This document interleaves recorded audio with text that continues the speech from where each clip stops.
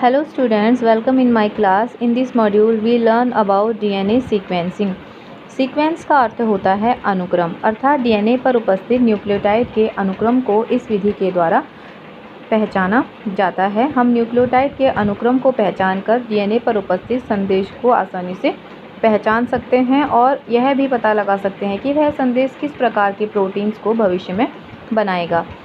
इस विधि के लिए सर्वप्रथम डीएनए के लंबे सूत्र को छोटे टुकड़ों में काट लेते हैं और उसको बैक्टीरियल डीएनए के साथ जोड़कर बैक्टीरिया में प्रवेश करा दिया जाता है। इस विधि के द्वारा हमको बैक्टीरिया में प्रवेश कराने से हमें डीएनए की अनेक प्रतिलिपियां मिल जाती हैं।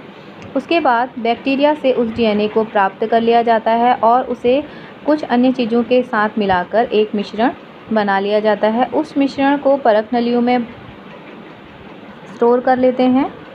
उसके बाद आगे की प्रक्रिया होती है। इस मिश्रण में जो 4 चीज़ें मिलाई जाती हैं वह हैं फ्री डीएनए बेसिस, जो कि 4 प्रकार के होते हैं: एडेनिन, साइटोसिन, ग्वानिन और thymine, DNA polymerase enzyme, DNA primer और टर्मिनेटर बेस। ये चारों चीज़ें बैक्टीरिया से प्राप्त डीएनए के साथ मिलाकर इसको परख नली में एक मिश्रण बना लिया जाता है। उसके बाद आगे की प्रक्रिया शुरू होती है। सर्वप्रथम इस मिश्रण को 96 डिग्री सेंटीग्रेड तक गर्म किया जाता है, जिससे कि डीएनए के जो दोनों सूत्र हैं वो एक दूसरे से अलग हो जाते हैं। अब जो डीएनए का सूत्र है उसी के ऊपर नया डीएनए टेम्पलेट तैयार किया जाता है। इसके लिए सर्वप्रथम डीएनए पॉलीमरेज को जोड़ा जाता है। उसको पॉलीमरेज एंजाइम की सहायता से जोड़ा जाता है। पॉलीमरेज एंजाइम की सहायता से फ्री न्यूक्लियोटाइड्स को इसमें एक एक करके जोड़ा जाता है। यह अपने विशेष अनुक्रम को पहचानते हुए, जैसे कि एडेनिन के साथ थायमीन और साइटोसिन के साथ ग्वानिन, इस तरीके से जुड़ते हैं। न्यूक्लियोटाइड के जुड़ने के क्रम में जब टर्मिनेटर बेस आ जाता है तो यह क्रिया रुक जाती है। वहाँ पर डीएनए टेम्पलेट का बनना रुक जाता है और यह टेम्पलेट कंप्लीट हो जाता है। उसके बाद पुनः इस मिश्रण को 96 डिग्री सेंटीग्रेड तक गर्म किया जाता है।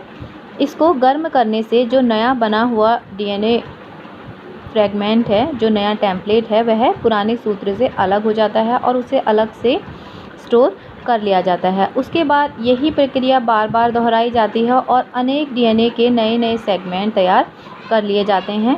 बार बार डीएनए पॉलीमरेज को इससे जो एंजाइम की सहायता से इसमें न्यूक्लियोटाइड जोड़े जाते हैं और जब टर्मिनेटर बेस लास्ट में आ जाता है तो फ्रेगमेंट का बनना रुक जाता है। इस प्रकार बहुत सारे डीएनए के नए टेम्पलेट या नए छोटे छोटे खंड हमें प्राप्त हो जाते हैं।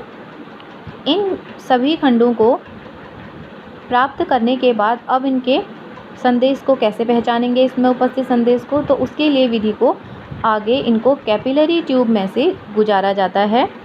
कैपिलरी ट्यूब में एक जेल के समान पदार्थ भरा होता है और इन सभी फ्रैगमेंट को कैपिलरी ट्यूब में से होकर गुजारा जाता है। कैपिलरी ट्यूब के दूसरे हिस्से में लेज़र लाइट के माध्यम से इन डीएनए फ्रैगमेंट पर उपस्थित संदेश को पहचाना जाता है। यह जेल से होते हुए धीरे धीरे आगे बढ़ते हैं। छोटे छोटे खंड जेल से जल्दी गुजर जाते हैं और लंबे खंड को गुजरने में थोड़ा सा टाइम लगता है। जैसे जैसे ये कैपिलरी ट्यूब में आगे बढ़ते हैं तो लास्ट में जब ये इसकी लेज़र से टकराते हैं, लेज़र इफेक्ट वाली दीवार से जब ये टकराते हैं तो इस पर उपस्थित संदेश को पहचान लिया जाता है। जैसे कि यहाँ पर जब एक फ्रैगमेंट उसकी लेज़र वाली वॉल से टकराया है तो यहाँ पर ग्रीन लाइट जली है, तो यहाँ पर एडेनिन हो, एडेनिन के लिए ग्रीन लाइट, ब्लू साइटोसिन के लिए, येलो ग्वानिन के लिए और रेड थायमीन के लिए। इस प्रकार हर एक फ्रैगमेंट के संदेश को यहाँ पर कोडित कर लिया जाता है। जिस प्रकार यह अलग अलग कलर के माध्यम से इनको हम कोडित कर लेते हैं।